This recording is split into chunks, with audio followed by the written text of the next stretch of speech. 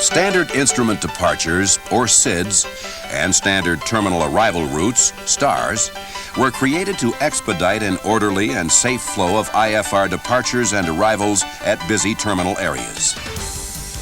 SIDs and STARS have other benefits as well.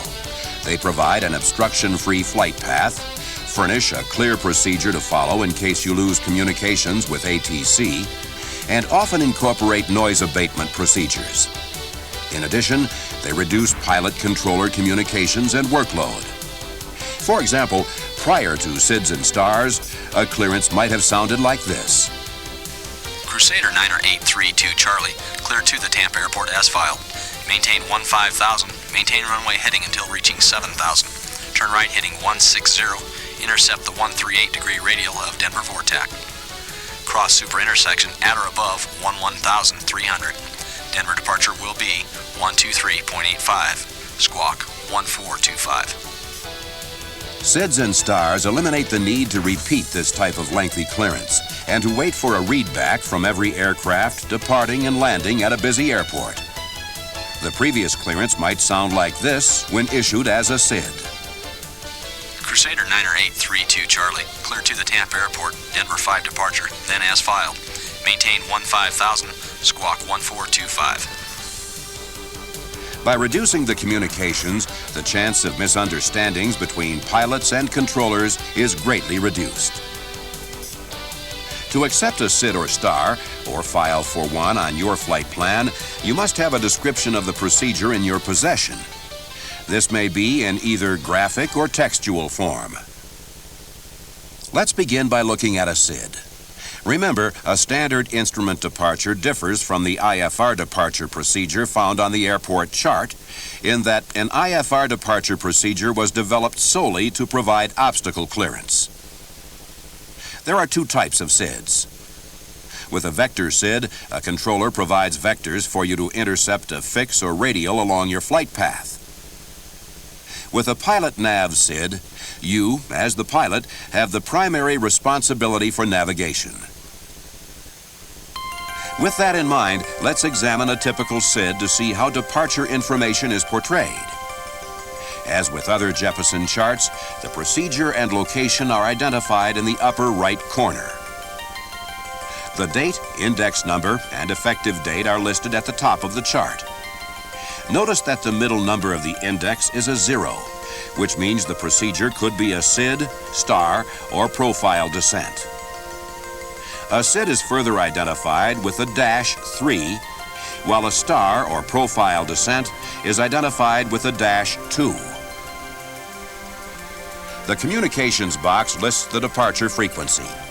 If you have filed for a SID, you may not receive this frequency in your clearance since it can be found on the standard instrument departure itself. Multiple departure frequencies may be shown for different departure runways and directions of flight. On some SIDs, a note directs you to the graphic portion of the procedure for the desired frequencies. If no departure frequency is shown, you should expect to receive the frequency with your clearance. A SID is often named after the last fix for the common portion of the procedure, prior to the en route transitions. In this case, ultim intersection. This particular procedure is called the ultim 6 departure. When a significant change in the procedure occurs, the name changes to the next higher number. At the next major revision, this SID will be renamed the ultim 7 departure. When filing for an instrument flight and using a SID, you should list the departure code, shown in parentheses, on your flight plan.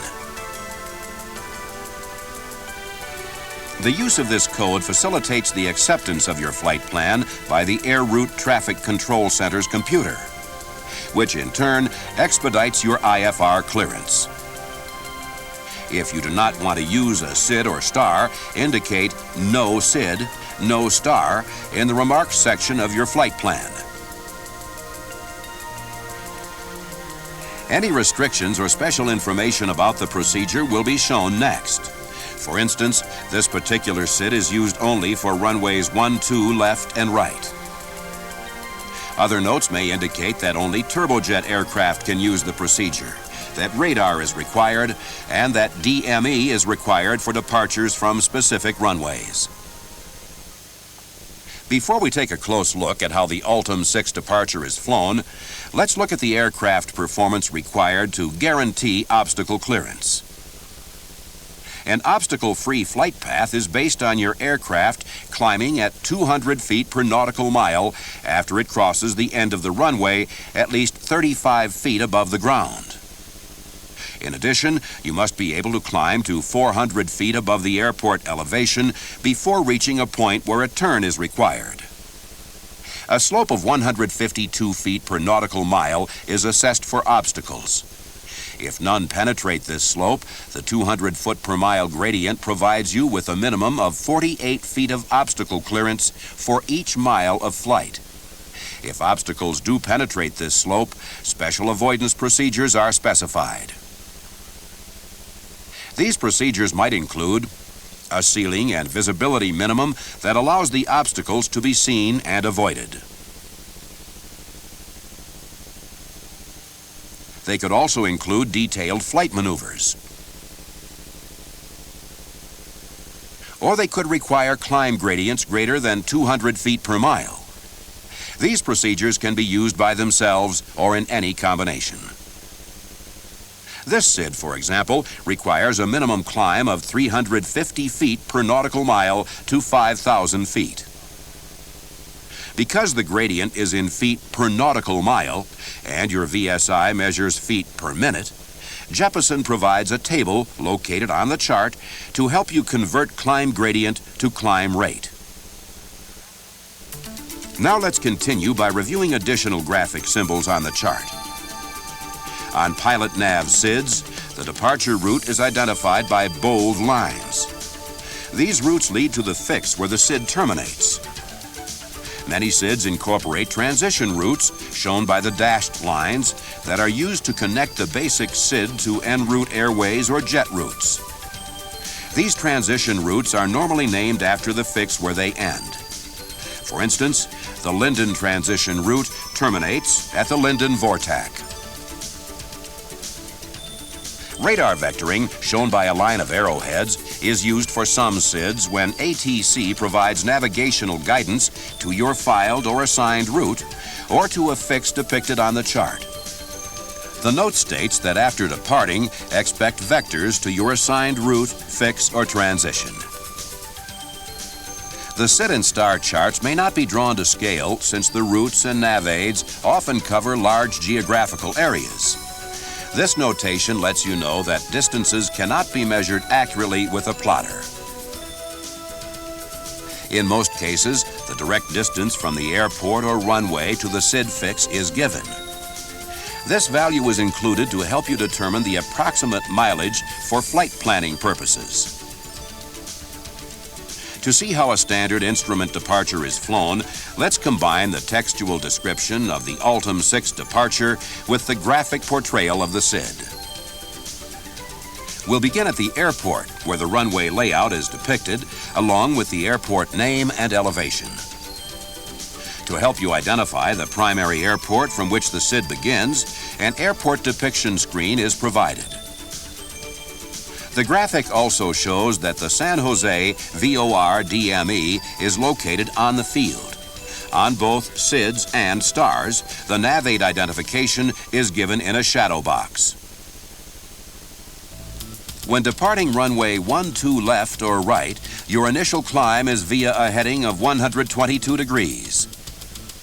Maintain this heading to intercept and fly outbound on the 129-degree radial from Oakland Vortac. The Oakland nav aid data is shown above this section of the chart.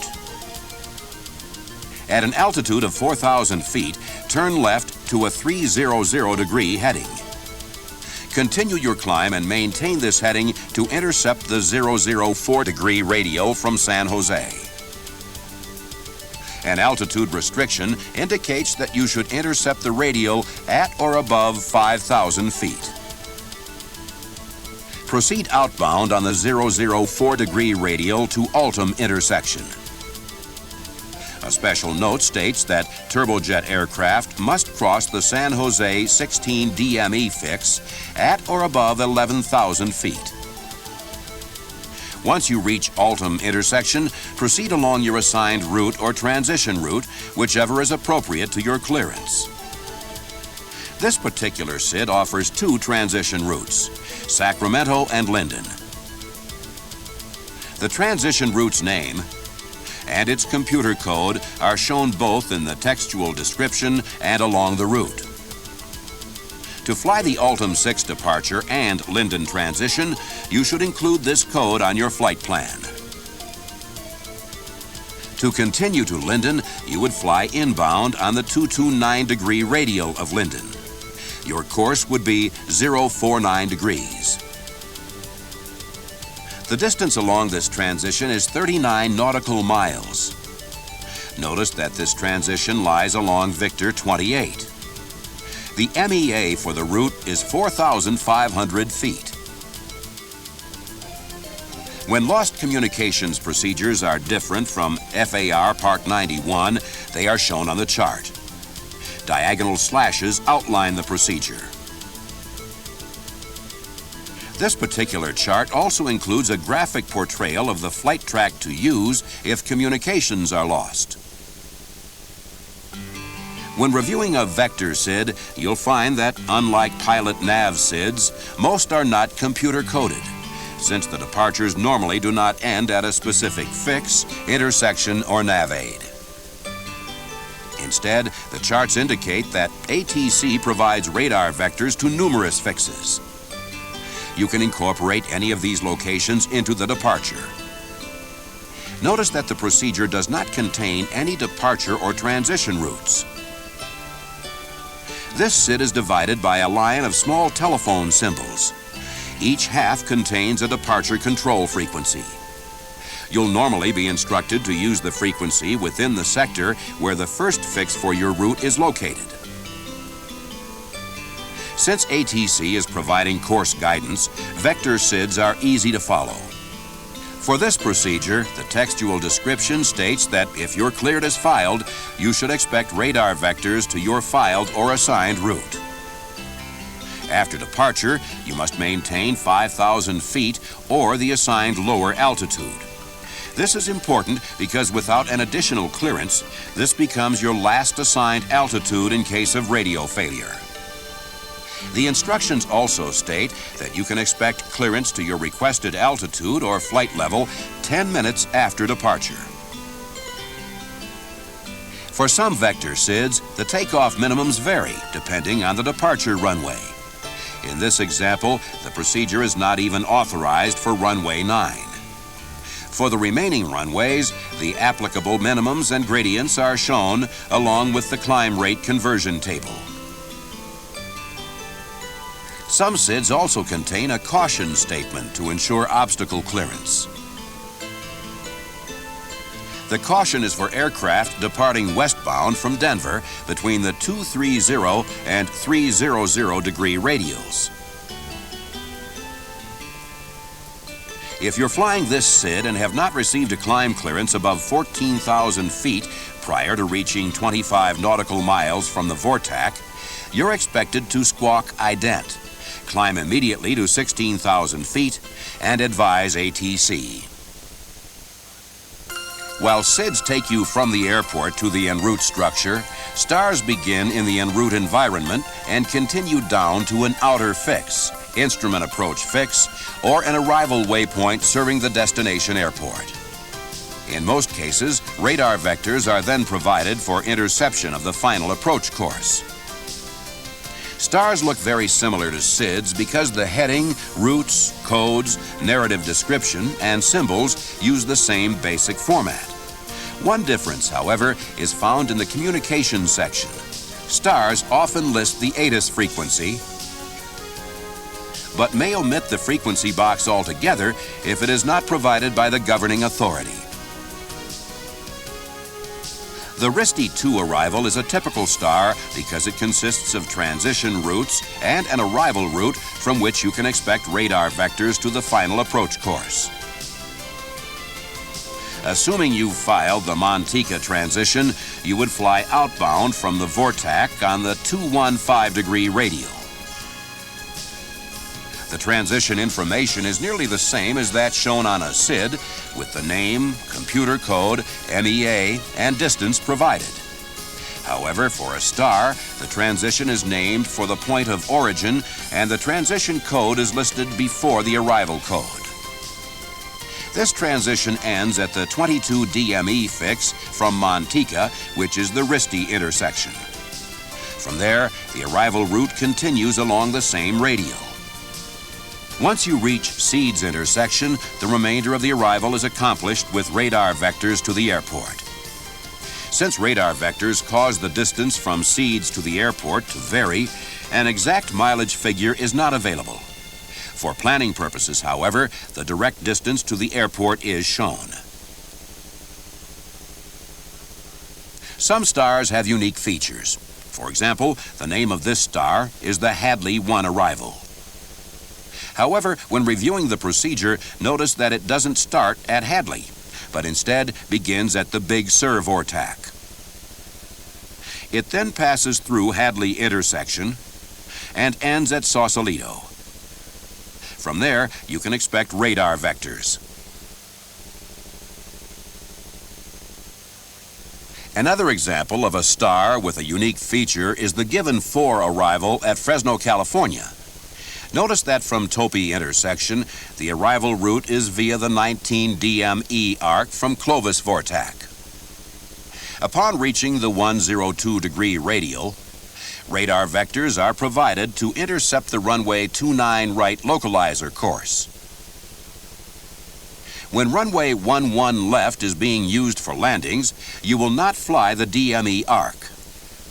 Instead, expect radar vectors from Topi to intercept the localizer back course. Profile descents are similar to stars and are designed for high-performance aircraft to expedite arrivals, conserve fuel, and reduce the amount of low-altitude flying.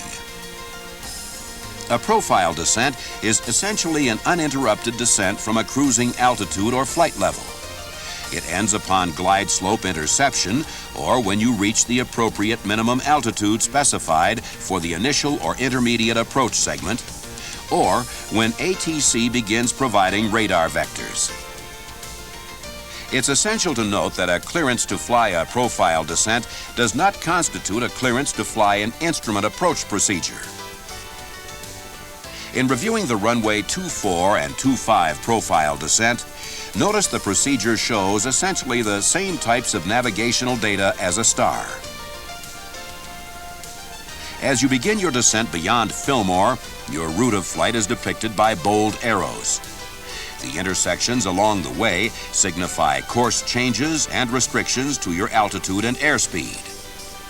For example, you must cross Simon intersection between 12,000 and 15,000 feet and at a speed of 280 knots.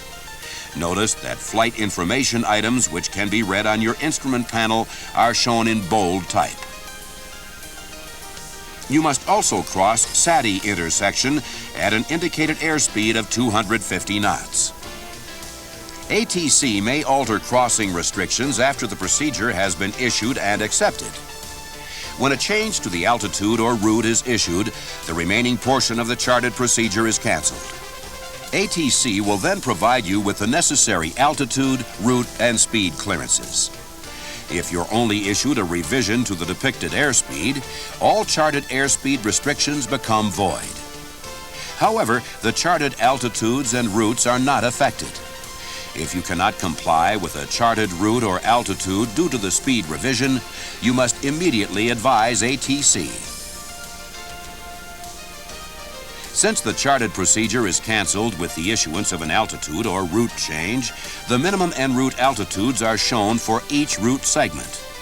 These altitudes are important in case of radio failure, since maintaining them ensures acceptable navigational signal reception and meets obstacle clearance requirements. SIDs, STARS, and profile descents are published primarily to help simplify complex clearances, reduce frequency congestion, and control the flow of traffic to and from busy terminal areas. A knowledge of their benefits and limitations will help simplify your departures and arrivals at the airports served by these procedures.